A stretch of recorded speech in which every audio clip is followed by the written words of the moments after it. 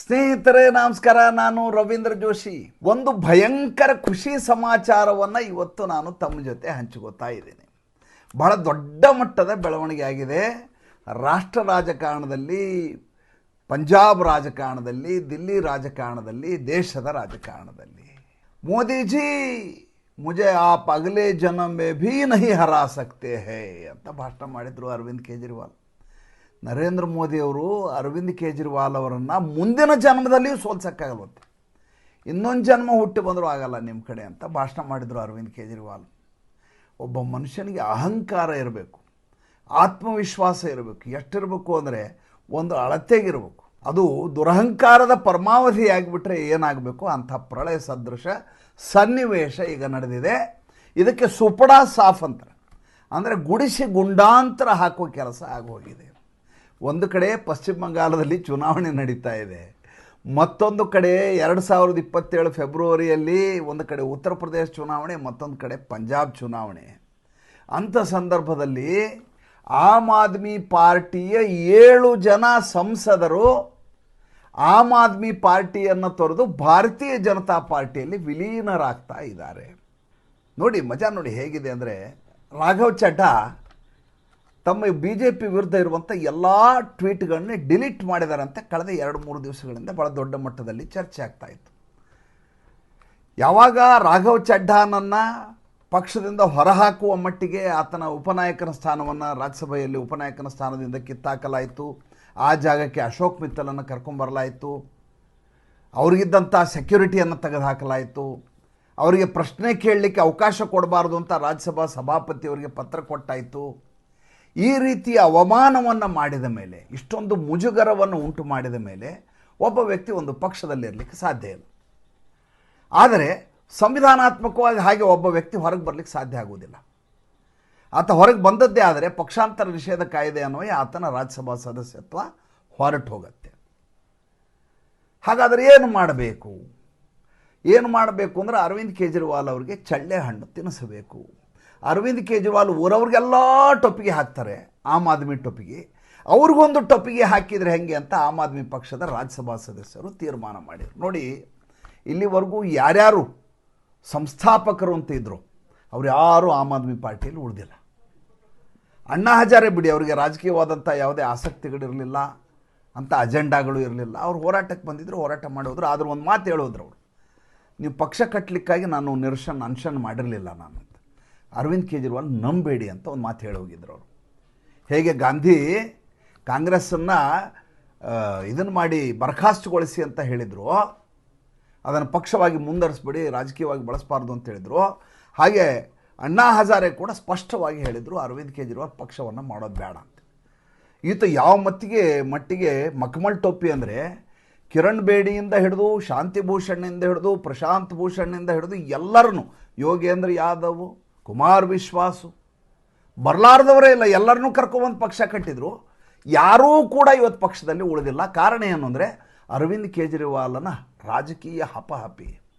ಯಾವ ವಿಚಾರಧಾರೆಗಾಗಿ ನಾವು ಪಕ್ಷವನ್ನು ಕಟ್ಟಬೇಕು ಅಂತ ಆಶಿಸಿ ಪ್ರಶಾಂತ್ ಭೂಷಣ್ ಅವ್ರ ತಂದೆ ಕೋಟಿ ರೂಪಾಯಿಗಳನ್ನ ಪಕ್ಷ ಕಟ್ಟಲಿಕ್ಕೆ ಕೊಟ್ಟರು. ಅವ್ರನ್ನೇ ಪಕ್ಷದಿಂದ ಉಚ್ಚಾಟನೆ ಮಾಡಿದ ಈ ಮನುಷ್ಯ.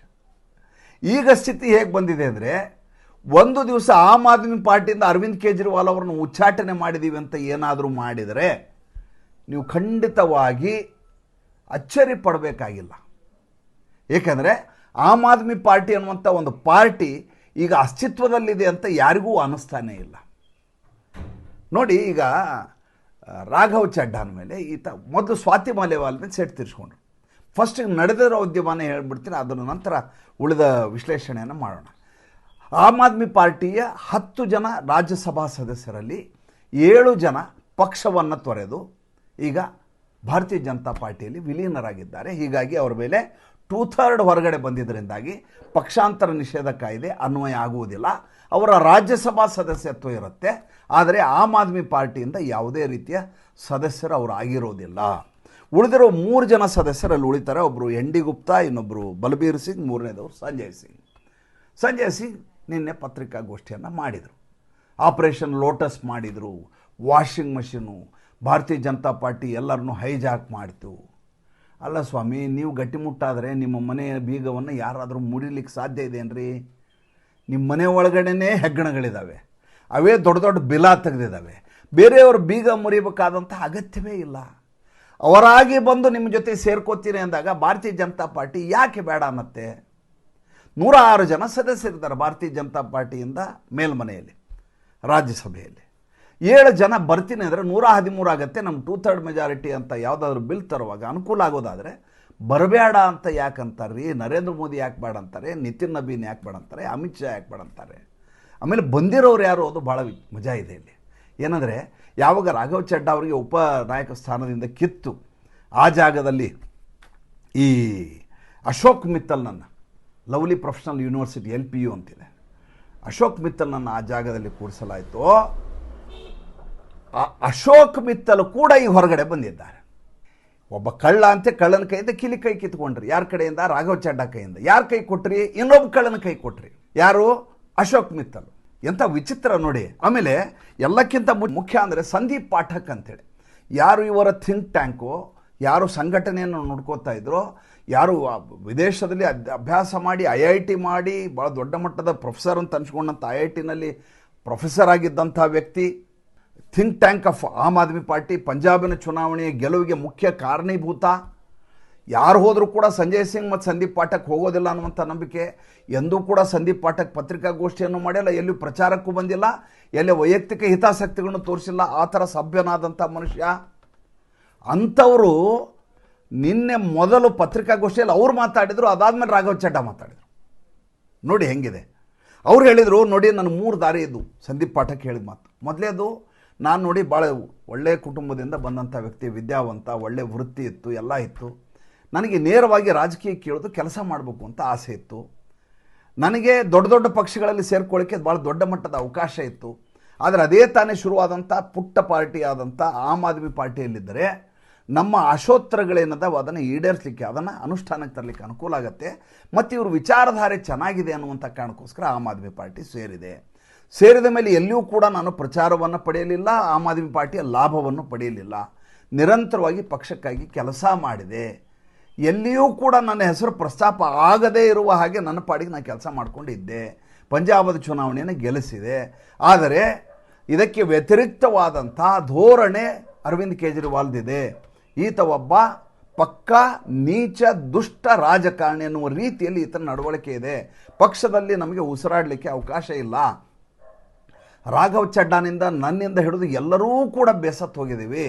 ಆದ್ದರಿಂದ ನಮಗೆ ಬೇರೆ ದಾರಿ ಇಲ್ಲದೆ ನಮಗೆ ಒಂದು ಪಕ್ಷವನ್ನು ತೊರಿಬೇಕೀಗ. 3 ದಾರಿ ಇದೆ ನಮಗೆ. ಒಂದು ಪಕ್ಷವನ್ನು, ರಾಜಕೀಯವನ್ನು ಬಿಟ್ಟುಬಿಡಬೇಕು. ಇಲ್ಲದೇ ಇದ್ದರೆ ಹೇಳ್ದಂಗೆ ಕೇಳ್ಕೊಂಡು ಇಲ್ಲೇ ಬಿದ್ದಿರಬೇಕು. ಅದು ನಮ್ಮ ಕಡೆ ಮನಸ್ಸಾಕ್ಷಿಗೆ ಒಪ್ಪೋದಿಲ್ಲ. 3ನೇದ್ದು, ನಾವೆಲ್ಲರೂ ಸೇರಿ ಇನ್ನೊಂದು ಯಾವುದಾದ್ರೂ ರಾಷ್ಟ್ರಹಿತದ ಆಲೋಚನೆ ಇರುವಂಥ ಪಕ್ಷದಲ್ಲಿ ವಿಲೀನರಾಗಬೇಕು. ಹಾಗೆ ನಮಗೆ ಕಂಡದ್ದು ಭಾರತೀಯ ಜನತಾ ಪಾರ್ಟಿ. ಆದ್ದರಿಂದ ನಾವು ಭಾರತೀಯ ಜನತಾ ಪಾರ್ಟಿಗೆ ಹೋಗ್ತಾ ಇದ್ದೀವಿ. ಇದರಲ್ಲಿ ಯಾವುದೇ ರೀತಿಯಾದಂಥ ಹೈಜಾಕ್ ಆಗಲಿ, ಯಾವುದೇ ರೀತಿಯ ಆಪರೇಷನ್ ಆಗಲಿ, ಯಾವುದೋ ಲೋಟಸ್ ಆಗಲಿ, ಮತ್ತೊಂದಾಗಲಿ, ಕುದುರೆ ಜೂಜಾಗಲಿ, ದುಡ್ಡು ಯಾವುದೂ ಇಲ್ಲ. ನಮ್ಮ ಸ್ವಂತ ಇಚ್ಛೆಯ ಮೇರೆಗೆ ನಾವು ಪಕ್ಷವನ್ನು ತೋರಿತಾ ಇದ್ದೀವಿ ಅನ್ನೋಂಥ ಮಾತನ್ನು ಪಾಠಕ್ ಹೇಳಿದ್ರು. ಹೋದವ್ರು ಯಾರು? ಸಂದೀಪ್ ಪಾಠಕ್ ಹೋದರು, ರಾಘವ್ ಚಡ್ಡಾ ಹೋದರು, ಅದಾದಮೇಲೆ ವಿಕ್ರಮ್ಜಿತ್ ಹೋದರು, ಸಾಹ್ನಿ ಅವ್ರು ಹೋದರು, ಜೊತೆಗೆ ಅಶೋಕ್ ಮಿತ್ತಲ್ ಹೋದರು, ಅದೇ lovely university, Harbhajan Singh cricketer ಹೋದರು. ಇಷ್ಟು ಜನ, 7 ಜನ ಪಕ್ಷವನ್ನು ತೊರೆದಿದ್ದಾರೆ.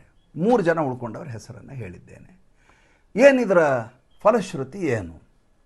ಮೊದಲೇದಾಗಿ ನಾನು ಹೇಳಿದಾಗೆ ಗುಡಿಸಿ ಗುಂಡಾಂತರ ಹಾಕಿದಂಗೆ ಅರವಿಂದ್ ಕೇಜ್ರಿವಾಲ್ಗಾಯಿತು. ಯಾವ ಅರವಿಂದ್ ಕೇಜ್ರಿವಾಲ್ ಅಹಂಕಾರದ ಮೊಟ್ಟೆಯಾಗಿದ್ದೋ ಆತ ಮೊಟ್ಟೆ ಒಡೆದು ಚಲ್ಲಾಪಿಲಿ ಬಿದ್ದೋಯ್ತು. 1ನೇದು. 2ನೇದು, ಭಾರತೀಯ ಜನತಾ ಪಾರ್ಟಿ 2027 ಫೆಬ್ರವರಿಗೆ ಪಂಜಾಬ್ ಚುನಾವಣೆಯಲ್ಲಿ ಪಾಲ್ಗೊಳ್ಳಬೇಕು.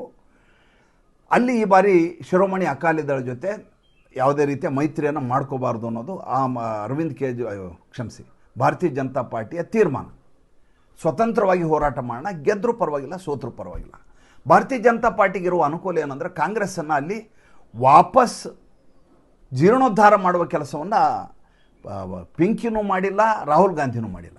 ಪ್ರಿಯಾಂಕಾ ವಾಡ್ರಾ ಬಗ್ಗೆ ಯಾಕೆ ಹೆಸರು ಹೇಳಿದೆ ಅಂದರೆ, ಕಳೆದ ಬಾರಿ ಪಕ್ಷ ಬೀಳಲಿಕ್ಕೆ ಮುಖ್ಯ ಕಾರಣವೇ ಈ ನವಜೋತ್ ಸಿಂಧು ಮಾತು ಕೇಳಿ ಪ್ರಿಯಾಂಕಾ ವಾಡ್ರಾ ಅವರು ಪಕ್ಷವನ್ನು ಅಲ್ಲಿ ಕೆಡವಿದ್ದು, ಸರ್ಕಾರವನ್ನು ಚೇಂಜ್ ಮಾಡಿ ಚರಣ್ಜಿತ್ ಸಿಂಗ್ ಚನ್ನಿ ಕೊಟ್ಟದ್ದು. ಚರಣ್ಜಿತ್ ಸಿಂಗ್ ಚನ್ನಿ ಕೊಟ್ಟ ತಕ್ಷಣ ಪಕ್ಷದ ಕತೆ ಮುಗಿದೋಯ್ತು ಅಲ್ಲಿಗೆ. ಹಾಗಿರುವಾಗ ಜೊತೆಗಿದ್ದ ಇದ್ದಂಥ ಮುಖ್ಯಮಂತ್ರಿಗೆ ಅವಮಾನ ಮಾಡಿ ಹಿಂಗೆ ಮಾಡಿದ್ದದು ಕ್ಯಾಪ್ಟನ್ಗೆ. ಅದಾದಮೇಲೆ ಪಕ್ಷದ ಭವಿಷ್ಯ ಮುಗೀತು. ಅದಾದಮೇಲೆ ಅಲ್ಲಿ ಕೆಲಸವನ್ನೇ ಮಾಡಿಲ್ಲ. ಕಾಂಗ್ರೆಸ್ಸು ಅಸ್ತಿತ್ವದಲ್ಲೇ ಇಲ್ಲ. ಇನ್ನು ಆಮ್ ಆದ್ಮಿ ಪಾರ್ಟಿಗೆ ಬನ್ನಿ, ಈಗಿರುವಂಥ ಸ್ಥಿತಿಗತಿಯನ್ನು ನೋಡಿ. ಅಲ್ಲಿ ಯಾವ ಇಂಡಸ್ಟ್ರಿಗಳು ಉಳಿದಿಲ್ಲ. ಅಲ್ಲಿ ಲುಧಿಯಾನದಲ್ಲಿರಬಹುದು, ಟೋಟಲ್ ಯಾವ ಪಂಜಾಬದಲ್ಲಿ ಇಂಡಸ್ಟ್ರಿಗೆ ಹೇಳಿ ಮಾಡಿಸಿದಂಥ ರಾಜ್ಯವೋ ಆ ರಾಜ್ಯದಿಂದ ಉತ್ತರ ಪ್ರದೇಶಕ್ಕೆ ಜನ ವಲಸೆ ಹೋಗ್ತಾ ಇದ್ದಾರೆ. ಇಡೀ ದಿವಸ ಕರೆಂಟ್ ಇರೋದಿಲ್ಲ, ಯಾವುದೇ ರೀತಿಯ ಸೌಲಭ್ಯಗಳಿಲ್ಲ. ಯಾವ ಯೋಜನೆಗಳನ್ನ ಅನೌನ್ಸ್ ಮಾಡಿದ್ರು ಯೋಜನೆಗಳನ್ನ ಅವನು ಅನುಷ್ಠಾನಕ್ಕೆ ತಂದಿಲ್ಲ. ಮಹಿಳೆಯರಿಗೆ ತಿಂಗಳ ದುಡ್ಡು ಕೊಡ್ತೀನಿ ಅಂತ ಹೇಳಿದ್ರು ದುಡ್ಡು ಕೊಡಲಿಲ್ಲ. ಕೇಳಿದರೆ ನಾವು ಅಧಿಕಾರಕ್ಕೆ ಬಂದ ತಕ್ಷಣ ಕೊಡ್ತೀನಿ ಅಂತ ಎಲ್ಲೂ ಹೇಳಿರಲಿಲ್ಲ. ಕೊನೆಯ ವರ್ಷದಲ್ಲಿ ಕೊಟ್ಕೋತೀವಿ ಅಂತ ಅವತ್ತು ಹೇಳ್ಕೊಂಡು ಬಂದಿದ್ದರು. ಜೊತೆಗೆ ಇದಕ್ಕಿಂತ ದೊಡ್ಡ ಬೆಳವಣಿಗೆ ಆಗಿದ್ದು ಎಲ್ಲಿ ಅಂತಂದರೆ, ಯಾವಾಗ ದಿಲ್ಲಿಯಲ್ಲಿ ಚುನಾವಣೆಯಲ್ಲಿ ಸೋತ್ರಲ್ಲ, ಸೋಲುವವರೆಗೂ ಪಂಜಾಬದ ಸೂಪರ್ CM ಆಗಿದ್ದವರು ರಾಘವ್ ಚಡ್ಡಾ ಎಲ್ಲಿವರೆಗೂ ಅವ್ರಿಗೆ ಪವರ್ ಕೊಡಲಾಗಿತ್ತು ಅಂದರೆ, ಯಾವಾಗ ಅರವಿಂದ್ ಕೇಜ್ರಿವಾಲ್ ಜೈಲಿಗೆ ಹೋದ್ರಲ್ಲ, ಜೈಲಿಗೆ ಹೋದ ಸಂದರ್ಭದಲ್ಲಿ ಆತ ಸ್ಪಂದಿಸಲಿಲ್ಲ ಅಂಥೇಳಿ ಆತನ ಮೇಲೆ ಮುನಿಸ್ಕೊಂಡ್ರು, ಆತ ಮತ್ತು ಸ್ವಾತಿ ಮಾಲಿವಾಲ್ ಮೇಲೆ. ಅಲ್ಲಿವರೆಗೂ ಕೂಡ ರಾಘವ್ ಚಡ್ಡಾ ಮತ್ತು ಈ ಸಂದೀಪ್ ಪಾಠಕ್ಕೆ ಸಂಪೂರ್ಣವಾಗಿ ಪಂಜಾಬ್ದ ವ್ಯವಹಾರಗಳನ್ನು ನೋಡ್ಕೋತಾ ಇದ್ರು. ಈತ ಅಲ್ಲಿರುವಂಥ ಮುಖ್ಯಮಂತ್ರಿ ಕೇಸು ಗೊತ್ತಲ್ಲ ನಿಮಗೆ, ಪಿವಟ್ಟು ಲಾಫ್ಟರ್ ಚಾಲೆಂಜಲ್ಲಿ ಜೋಕ್ ಹೇಳ್ಕೊಂಡು ಕೂಡುವಂಥ ಮನುಷ್ಯ ಆತನ ಮುಖ್ಯಮಂತ್ರಿ ಮಾಡಲಾಯಿತು. ಜೋಲಿ ಹೊಡ್ಕೊಂಡು ಏರ್ಪೋರ್ಟಲ್ಲಿ ಕೂಡ್ತಾ ಇದ್ದಂಥ ಮನುಷ್ಯ ಆತ. ಒಂದಲ್ಲ 10 ಸಲ ಇಂಥ ಪ್ರಕರಣಗಳು ಆಗಿ ಹೋಗಿದ್ದಾವೆ. ಹೀಗಿರುವಾಗ ಯಾವ ಸಂದೀಪ್ ಪಾಠಕ್ ಮತ್ತು ಇವರಿಗೆ ವಿಶೇಷವಾದಂಥ ಸ್ಥಾನಮಾನ ಇತ್ತು, ಆ ಸ್ಥಾನಮಾನವನ್ನು ಅರವಿಂದ್ ಕೇಜ್ರಿವಾಲ್ ಕಿತ್ಕೊಂಡು ತಾನು ಸೂಪರ್ CM ಆಗಿ ಸೆಕ್ಟರ್ 6ನಲ್ಲಿ ಚಂಡೀಗಢದಲ್ಲಿ ದೊಡ್ಡ ಬಂಗ್ಲೆ ಅಂತ ತೊಗೊಂಡ್ರು. 4 ಎಕರೆಯ ಬಂಗ್ಲೆ ಅವರಿಗೆ. ದಿಲ್ಲಿಯನ್ನು ಬಿಟ್ಬಿಟ್ರು, ಪಂಜಾಬದ ಅಧಿಕಾರ ಮಾಡಲಿಕ್ಕೆ ಬಂದ್ಬಿಟ್ರು. ಯಾವಾಗ ತಮ್ಮನ್ನು ನಗಣ್ಯ ಮಾಡಲಾಯಿತೋ, ತಮ್ಮನ್ನು ಯಾವುದಕ್ಕೂ ಕನ್ಸಿಡರೇಷನ್ ತರಲಿಲ್ವೋ, ಆವಾಗ ರಾಘವ್ ಚಡ್ಡಾಗೆ ಕೋಪ ಬರಲಿಕ್ಕೆ ಶುರುವಾಯಿತು. ಅವರು ತಮ್ಮ ಪ್ರತ್ಯೇಕವಾದ ವಾದವನ್ನು ಪಾರ್ಲಿಮೆಂಟ್ನಲ್ಲಿ ಮಂಡನೆ ಮಾಡಲಿಕ್ಕೆ ಶುರು ಮಾಡಿದರು. ಆವಾಗ ಸಂಜಯ್ ಸಿಂಗ್ ಕಡೆಯಿಂದ ಹೇಳಿ ಕಳಿಸಲಾಯಿತು ರಾಘವ್ ಚಡ್ಡಾಗೆ. ಏನಂತ, ನೀವು ಸಂಸತ್ನಲ್ಲಿದ್ದಾಗ ನೀವು ಯಾವುದೋ ಜನಸಾಮಾನ್ಯರ ಸಮಸ್ಯೆಯನ್ನು ಎತ್ತಬಾರ್ದು, ನೀವು ಏನೇ ಇದ್ದರೂ ಮೋದಿಯನ್ನು ಟಾರ್ಗೆಟ್ ಮಾಡಬೇಕು, ಅಮಿತ್ ಶಾನ ಟಾರ್ಗೆಟ್ ಮಾಡಬೇಕು, ನೀವು ರಾಜಕೀಯ ಮಾಡಬೇಕು, ರಾಜಕೀಯಕ್ಕೋಸ್ಕರ ನಿಮ್ಮನ್ನು ತಂದಿದ್ದೀವಿ. ನೀವು ಅಲ್ಲಿ ಹೋಗಿ ಕೆಫೆನಲ್ಲಿ, ಏರ್ಪೋರ್ಟ್ನ ಕೆಫೆನಲ್ಲಿ 150 ರೂಪಾಯಿಗೆ ಟೀ ಯಾಕೆ, ಅದಕ್ಕೆ ಯಾಕೆ ಹಿಂಗೆ ಅಂತೆಲ್ಲ ನೀವು ಪ್ರಶ್ನೆ ಕೇಳಿದರೆ ಅದು ಕೇಳಲಿಕ್ಕೆ ಬೇಕಾಷ್ಟು ಜನ ಇದ್ದಾರೆ. ನಿಮ್ಮ ಕೆಲಸ ಅದಲ್ಲ, ನೀವು ಮೋದಿ ಮತ್ತು ಅಮಿತ್ ಶಾನ ಟಾರ್ಗೆಟ್ ಮಾಡಬೇಕು. ಈತ ಒಪ್ಕೊಳ್ಳಿಲ್ಲ ರಾಘವ್ ಚಡ್ಡಾ. ಅಷ್ಟೊತ್ತಿಗೆ ಆತನಿಗೆ ಈತನ ಎಲ್ಲ ವ್ಯವಹಾರಗಳು ಗೊತ್ತಿದ್ದರಿಂದ ಅರವಿಂದ್ ಕೇಜ್ರಿವಾಲ್ ಭವಿಷ್ಯ ಇಲ್ಲ ಅಂತ ಸ್ಪಷ್ಟ ಆಗಿ ಹೋಗಿತ್ತು. ಎಲ್ಲ ವ್ಯವಹಾರಗಳನ್ನ ಈತನೇ ನೋಡ್ಕೋತಾ ಇದ್ದರಿಂದ ಈತ ಒಂದಿಲ್ಲ ಒಂದು ದಿವಸ ಜೈಲಿಗೆ ಹೋಗ್ತಾನೆ ಅನ್ನೋದು ಶತಸಿದ್ಧ ಆಗಿ ಹೋಗ್ತು. ಆತ ಅವಕಾಶವಾದಿ ರಾಘವ್ ಚಡ್ಡಾ, ತುಂಬ ಬುದ್ಧಿವಂತ, CA ಬೇರೆ, ಚಾರ್ಟರ್ಡ್ ಅಕೌಂಟೆಂಟ್. ಇವ್ರ ಜೊತೆ ಇದ್ದರೆ ನನಗೆ ರಾಜಕೀಯ ಭವಿಷ್ಯ ಇಲ್ಲ ಅಂತ ಗೊತ್ತಾಯಿತು. ಭಾರತೀಯ ಜನತಾ ಪಾರ್ಟಿಯ ಸಖ್ಯವನ್ನು ಮಾಡಬಹುದು ಅಂತ ಪ್ರಯತ್ನ ಮಾಡಿದೆ, ಯಶಸ್ವಿ ಆಗೋಯಿತು. ಉಳಿದ ರಾಜ್ಯಸಭಾ ಸದಸ್ಯರ ಜೊತೆ ಸಮನ್ವಯ ಮಾಡಲಿಕ್ಕೆ ಶುರು ಮಾಡಿದ. ಒಬ್ಬೊಬ್ಬರಾಗಿ ಇವ್ರು ಹೇಳಿದ ಹಾಗೆ ಕೇಳಲಿಕ್ಕೆ ಶುರು ಮಾಡಿದ್ದು. ನೋಡಿ ಮಜಾ ನೋಡಿ, ಈ ಅಶೋಕ್ ಮಿತ್ತಲ್ ಇದ್ದಾರಲ್ಲ, ಯಾವಾಗ ಈತನ ಮುಖ್ಯಮಂತ್ರಿ ಸ್ಥಾನ ಹೋಯಿತು ಅರವಿಂದ್ ಕೇಜ್ರಿವಾಲ್ದು, ಅಶೋಕ್ ಮಿತ್ತಲ್ ಇದ್ದಂಥ ಅತಿ ದೊಡ್ಡ ಬಂಗಲೆಯನ್ನು ಅರವಿಂದ್ ಕೇಜ್ರಿವಾಲ್ ಕಿತ್ಕೊಂಡ್ರು ನನಗೆ ಬೇಕು ಅಂತ. ಹರ್ಭಜನ್ ಸಿಂಗ್ನ ಬಂಗ್ಲೆಯನ್ನು ಮನೀಶ್ ಸಿಸೋಡಿಯಾಗೆ ಕೊಡಲಾಯಿತು, ನೀವು ಎಲ್ಲರೂ ಉಳ್ಕೊಳ್ಳಿ, ನಾವೇನು ಮಾಡೋದು ಅಂತ. ಇವರೆಲ್ಲರಿಗೂ ಅಸಹನೆ ಇತ್ತು, ಅಸಮಾಧಾನ ಇತ್ತು. ಈತನ ಜೊತೆ ನಾವು ರಾಜಕೀಯ ಮಾಡಲಿಕ್ಕೆ ಆಗೋದಿಲ್ಲ ಅಂತ ಈ ಅವಕಾಶವನ್ನು ಬಳಸ್ಕೊಂಡ್ರು. ಸರಿಯಾದ ಸಮಯಕ್ಕೆ ಇನ್ನೇನು ಚುನಾವಣೆ, 2ನೇ ಹಂತದ ಚುನಾವಣೆ ಆಗಬೇಕು ಪಂಜಾಬ್ದಲ್ಲಿ, ಆ ರೀತಿ ಒಂದು ಪ್ರೆಸ್ ಮೀಟ್ ಮಾಡಿ ನಿನ್ನೆ 4 ಗಂಟೆ ಮಧ್ಯಾಹ್ನ ಬ್ಲಾಸ್ಟ್ ಮಾಡಿಬಿಟ್ರು. ಬ್ಲಾಸ್ಟ್ ಮಾಡಿ ಯಾವ ರೀತಿ ಹೊಡೆತ ಕೊಟ್ಟರು ಅಂದರೆ, ಅರವಿಂದ್ ಕೇಜ್ರಿವಾಲ್ ಉತ್ತರ ಕೊಡಲಿಕ್ಕೆ ಗೊತ್ತಾಗಲಿಲ್ಲ. ಸಂಜಯ್ ಸಿಂಗ್ನ ಕಳಿಸಿ ಪತ್ರಿಕಾಗೋಷ್ಠಿ ಮಾಡಿಸಿದರು. ಏನಂತ, ಅಮಿತ್ ಶಾ ಅವರು ನರೇಂದ್ರ ಮೋದಿನೇ ಆಪರೇಷನ್ ಲೋಟಸ್ ಕರೆದಿಯಾ, ಆಪರೇಷನ್ ಕಮಲ ಮಾಡಿದ್ರಂತೆ. ಅಲ್ಲ ರೀ, ಮಾಡೋದಾಗಿದ್ರೆ ಇಷ್ಟು ದಿವಸ ಬೇಕಾಗಿತ್ತನ್ರಿ, ಯಾವತ್ತೋ ಹೈಜಾಕ್ ಮಾಡ್ಬೋದಿತ್ತು. ಅವ್ರ ಪಾಡಿಗೆ ಅವರಿದ್ರು, ಇವರೇ ಹೋಗಿ ಕೇಳ್ಕೊಂಡ್ರೆ ನಾನೇ ಬರ್ತೀನಿ, ಬಂದು ಬೀಳ್ತೀನಿ ಇಲ್ಲಿ ಅಂದರೆ ಯಾರು ಬೇಡ ಅಂತಾರೆ, ಬನ್ನಿ ಅಂತಾರೆ. ಅದು ಧಕ್ಕಾ ದೇ ದಿಯಾ, ಪಂಜಾಬ್ ಕೆ ಲೋಗೋಂಕು ಮೋದಿ ಅಮಿತ್ ಶಾ ಧಕ್ಕಾ ದೇ ದಿಯಾ ಅಂತ ಅರವಿಂದ್ ಕೇಜ್ರಿವಾಲ್ ಟ್ವೀಟ್ ಮಾಡಿದ್ದಾರೆ. ಧಕ್ಕಾ ಅಂದ್ರೆ ದ್ರೋಹ ಮಾಡೋದು. ನರೇಂದ್ರ ಮೋದಿ ಮತ್ತು ಅಮಿತ್ ಶಾ ಪಂಜಾಬದ ಜನರಿಗೆ ಧಕ್ಕಾ ಕೊಟ್ಟಿದ್ದಾರೆ, ದ್ರೋಹ ಮಾಡಿದ್ದಾರೆ. ಪಂಜಾಬದ ಜನರಿಗೂ ಈ ರಾಜ್ಯಸಭಾ ಸದಸ್ಯರಿಗೂ ಏನು ಸರ್ ಸಂಬಂಧ ನಂಗೆ ಹೇಳಿ. ಪಂಜಾಬದ MLAಗಳನ್ನು ಹೊಡೆದಿದ್ರೆ, ಅಲ್ಲಿಯ ಸರ್ಕಾರವನ್ನು ಕೆಡವಿದ್ರೆ, ಪಂಜಾಬ್ ಜನ ನಾವು ಆರಿಸಿದ್ವಿ ಇವ್ರನ್ನ, ಇವ್ರನ್ನ ಹೆಂಗೆ ನೀವು ಕೆಡವಿದ್ರಿ, ಹೆಂಗೆ BJP ಕರ್ಕೊಂಡು ಹೋದ್ರಿ, ಇಲ್ಲ ನಾವೇ BJP ಓಟ್ ಹಾಕ್ತಿದ್ವಿ ಅಂತ ಜನ ಹೇಳ್ತಾರೆ. ರಾಜ್ಯಸಭಾ ಸದಸ್ಯರು ಹೋಗಿರೋದು ಪಂಜಾಬದ ಜನತೆಗೆ ಅನ್ಯಾಯ ಆಗಿದೆ ಅಂತ ಈಗ ಶುರು ಮಾಡ್ತಾರೆ. ಅಂದರೆ ಪಂಜಾಬದ ಚುನಾವಣೆಯ ಸಂದರ್ಭದಲ್ಲಿ ಈ ಅಂಶವನ್ನು ಇಟ್ಕೊಂಡು ಇವರು ನಿರಂತರವಾಗಿ ದಾಳಿಯನ್ನು ಮಾಡೋದು ಮತ್ತು ಅನುಕಂಪವನ್ನು ಗಳಿಸೋದು. ಅರವಿಂದ್ ಕೇಜ್ರಿವಾಲ್ ಅದೊಂದು ಚಟ ಇದೆ. ಏನು, ಅನುಕಂಪದ ಮೂಲಕ ರಾಜಕಾರಣ ಮಾಡೋದು ಭ್ರಷ್ಟಾಚಾರಿಗಳು ಇವರೆಲ್ಲ ಅಂತ ಹೇಳ್ತಾರೆ ರಾಜಕಾರಣ ಮಾಡೋದು. ಇವರೆಲ್ಲ ಭ್ರಷ್ಟಾಚಾರಿಗಳು ಅಂತ ಹೇಳಿದರೆ ಜೈಲಿಗೆ ಹಾಕ್ತಾರೆ ಅನ್ನೋದು ಖಚಿತವಾಗಿ ಗೊತ್ತಾಗಿದೆ. ಅರುಣ್ ಜೇಟ್ಲಿ ಕಾಲದಿಂದ ಹಿಡಿದು ಆತ ಪ್ರತಿ ಬಾರಿ ಬೇಷರತ್ ಕ್ಷಮೆಯಾಚನೆ ಮಾಡಿ ಬರೆದುಕೊಟ್ಟು ಬಂದಿರೋದ್ರಿಂದ ಅದನ್ನು ಕಡಿಮೆ ಮಾಡಿ ಈಗ ಈ ರೀತಿಯಾದಂಥ ಸಿಂಪತಿಯನ್ನು ಗಿಟ್ಟಿಸುವಂಥ ಪ್ರಯತ್ನವನ್ನು ನಿರಂತರವಾಗಿ ಮಾಡ್ತಾ ಇದ್ದಾರೆ. ಈ ಬಾರಿಯ ಚುನಾವಣೆಯ ಮುಖ್ಯ ಆಶಯ ಏನು, ಪಂಜಾಬದಲ್ಲಿ ಇವ್ರದ್ದು ಮುಖ್ಯ ಅಜೆಂಡಾ ಏನು ಆಮ್ ಆದ್ಮಿ ಪಕ್ಷದ್ದು ಅಂದರೆ, ಖಂಡಿತವಾಗಿಯೂ ಕೂಡ ತಾವು ಮಾಡಿರೋ ಸಾಧನೆ ಬಗ್ಗೆ ಮಾಡೋದಿಲ್ಲ. ಅರವಿಂದ್ ಕೇಜ್ರಿವಾಲ್ ಮತ್ತು ಮೋದಿಯವರು ನಮ್ಮ 7 ಜನರನ್ನ ಹೈಜಾಕ್ ಮಾಡಿದರು ಅನ್ನೋದನ್ನೇ ವಿಷಯ ಮಾಡ್ತಾರೆ. ಆದರೆ ಭಾಳ ದೊಡ್ಡ ಲಾಭ ಭಾರತೀಯ ಜನತಾ ಪಾರ್ಟಿಗೆ ಆಗಿದೆ. ಹೇಗೆ ಅಂತ ಹೇಳ್ತೀನಿ. ಈ ಬಾರಿ ಯಾವುದೇ ಅಲ್ಲಿಯ ಪ್ರಾದೇಶಿಕ ಪಕ್ಷಗಳ ಜೊತೆ ಮೈತ್ರಿಯನ್ನು ಮಾಡ್ಕೋಬಾರದು ಅಂತ ಭಾರತೀಯ ಜನತಾ ಪಾರ್ಟಿ ತೀರ್ಮಾನ ಮಾಡಿದೆ. ತಾವೇ ಸ್ವತಃ ಅಲ್ಲಿ ನಿಂತು ಹೋರಾಟ ಮಾಡೋಕೆ ಸ್ಥಳೀಯರು ಯಾರನ್ನ ಇಟ್ಕೊಂಡು ಕೆಲಸ ಮಾಡಲಿಕ್ಕೆ ಅಲ್ಲಿ ಬೇಕಾದಷ್ಟು ಜನ ಅವ್ರ ಹತ್ರ ಇಲ್ಲ. ಈ ಕಾಲಘಟ್ಟದಲ್ಲಿ ಯಾರು ಅಲ್ಲಿಯ ರಾಜಕೀಯವನ್ನು ಅರ್ಥೈಸಿಕೊಂಡಿದ್ದಾರೋ, ಯಾರು ಅದನ್ನು ಸಂಪೂರ್ಣವಾಗಿ ಅರಿದು ಕುಡಿದಿದ್ದಾರೋ, ಜೀರ್ಣಿಸ್ಕೊಂಡಿದ್ದಾರೋ ಅಂಥ ವ್ಯಕ್ತಿಗಳು ಈಗ ಇವ್ರ ಹತ್ರ ಬಂದಿದ್ದಾರೆ. ಇವರೆಲ್ಲ ಪಂಜಾಬ್ದವರು. ಈ ವಿಕ್ರಮ್ ಸಾಹ್ನಿ ಇರ್ಬೋದು, ರಾಘವ್ ಚಡ್ಡಾ ಡೆಲ್ಲಿಯಲ್ಲಿದ್ದರೂ ಕೂಡ ಆತ ಪಂಜಾಬಿನೇ. ಆಮೇಲೆ ಈ ಅಶೋಕ್ ಮಿತ್ತಲ್ ಇರ್ಬೋದು, ಹರ್ಭಜನ್ ಸಿಂಗ್ ಇರ್ಬೋದು, ಸಂದೀಪ್ ಪಾಠಕ್ ಎಲ್ಲರೂ ಕೂಡ ಪಂಜಾಬ್ ಹಿನ್ನೆಲೆಯಿಂದ ಬಂದಂಥವ್ರು. ಇವರಿಗೆ ತುಂಬ ಚೆನ್ನಾಗಿ ಅಲ್ಲಿಯ ರಾಜಕಾರಣ ಅರ್ಥ ಆಗುತ್ತೆ ಮತ್ತು ಅದನ್ನು ಹೇಗೆ ಎನ್ಕ್ಯಾಶ್ ಮಾಡಬೇಕು ಅಂತ ಗೊತ್ತು. ಆಮೇಲೆ ಈ ನಿಮ್ಮ ಅಖಿಲೇಶ್ ಯಾದವ್ ಥರ, ರಾಹುಲ್ ಗಾಂಧಿ ಥರ ಚುನಾವಣೆ 2 ತಿಂಗಳಿರುವಾಗ ಕೆಲಸ ಶುರು ಮಾಡಲ್ಲ ಭಾರತೀಯ ಜನತಾ ಪಾರ್ಟಿ. 1.5 ವರ್ಷಕ್ಕಿಂತ ಮುಂಚೆ ಪ್ಲ್ಯಾನಿಂಗ್ ಶುರು ಮಾಡುತ್ತೆ. ನಾಡಿದ್ದು ಪಶ್ಚಿಮ ಬಂಗಾಳದ ಚುನಾವಣೆ ಆದ ತಕ್ಷಣ ಕಾರ್ಯಕರ್ತರು ಒಂದಷ್ಟು ಜನ ಉತ್ತರ ಪ್ರದೇಶಕ್ಕೆ ಹೋಗ್ತಾರೆ, ಇನ್ನೊಂದಿಷ್ಟು ಜನ ಪಂಜಾಬಿಗೆ ಬರ್ತಾರೆ. ಆ ರೀತಿಯಾದಂಥ ಒಂದು ಮಷಿನರಿ ರೀತಿಯಲ್ಲಿ ಕೆಲಸ ಮಾಡುವಂಥ ಆರ್ಗನೈಜೇಷನ್ ಅದು. ಸರಿಯಾದ ಕಾಲಘಟ್ಟದಲ್ಲಿ ಈ ರೀತಿಯಾದಂಥ ಪ್ರಹಾರವನ್ನು ಅಮಿತ್ ಶಾ ಮತ್ತು ನರೇಂದ್ರ ಮೋದಿ ಮಾಡಿದ್ದಾರೆ. ನಿತಿನ್ ನಬೀನ್ ಆಫೀಸ್ಗೆ ಹೋಗಿ 3 ಜನ ಭೇಟಿಯಾಗಿ ಬಂದರು. ಅಶೋಕ್ ಮಿತ್ತಲು, ಸಂದೀಪ್ ಪಾಠಕ್ ಮತ್ತು ರಾಘವ್ ಚಡ್ಡಾ. ಸಂದೀಪ್ ಪಾಠಕ್ ಮತ್ತು ಭಾಳ ನನಗೆ ಹಿತ ಅನ್ನಿಸ್ತು. ನೀವು ಸಾಧ್ಯ ಆದರೆ ಅದನ್ನು ಅವರ ಪ್ರೆಸ್ ಮೀಟ್ ಲೈವ್ ಇದೆ ನೋಡಿ, ಸಾಧ್ಯ ತುಂಬ ಚೆನ್ನಾಗಿ ಮಾತಾಡಿದರು. ಅವ್ರ ಬಗ್ಗೆ ನಂಗೆ ಹೆಚ್ಚು ಗೊತ್ತಿರಲಿಲ್ಲ. ಈತ ಚಾಣಕ್ಯ ಅಂತ ಕರೆಯೋರು, ಆಮ್ ಆದ್ಮಿ ಪಾರ್ಟಿಯ ಚಾಣಕ್ಯ ಅನ್ನೋರು. ಯಾವ ಚಾಣಕ್ಯ ಅಂತ ನಾನು ಅಂದ್ಕೊಂಡಿದ್ದೆ, ಬಟ್ ಮಾತು ತುಂಬ ಚೆನ್ನಾಗಿ ಮಾತಾಡುವಂಥ ವ್ಯಕ್ತಿ, ಸಭ್ಯಸ್ಥ ಅಂತ ಅನ್ನಿಸ್ತು. ಓದ್ಕೊಂಡಿದ್ದಾರೆ. ಪಕ್ಷಕ್ಕೆ ಲಾಭ ಆಗೋದಾದರೆ ಯಾವಾಗಲೂ ಈ ರೀತಿಯಾದಂಥ ಹೈಬ್ರಿಡ್ ಅಂತ ನಾವೇನು ಕರಿತೀವಿ, ಬೇರೆ ಕಡೆಯಿಂದ ಆಮದು ಮಾಡಿಕೊಂಡು ಅದನ್ನು ನಮಗೆ ಹೇಗೆ ಬೇಕೋ ಹೇಗೆ ಹಿಮಂತ ಬಿಸ್ವ ಶರ್ಮಾ ಕಾಂಗ್ರೆಸ್ನಿಂದ ಬಂದು ಭಾರತೀಯ ಜನತಾ ಪಾರ್ಟಿಯವರ ಕಪಾಳ ಮೋಕ್ಷ ಮಾಡುವ ಮಟ್ಟಿಗೆ ಹಿಂದುತ್ವ ಮಾತಾಡ್ತಾರೋ ಅದನ್ನು ಸಾಬೀತು ಮಾಡಿ ತೋರಿಸಿದರು. ಹಾಗೆ ಮಾಡೋದಾದರೆ ನಷ್ಟವೇನೂ ಇಲ್ಲ. ಯಾಕೆಂದರೆ ರಾಜಕಾರಣ ಅನ್ನೋದು ಸರ್ವ ಸಾಧ್ಯತೆಗಳ ಆಗರ ಆಗಿರೋದ್ರಿಂದ. ಒಂದು ವಿಷಯವನ್ನು ಹೇಳಬೇಕು. ನಮಗೆ ನಿನ್ನೆನೂ ಹೇಳಿದ್ದೆ ನಾನು.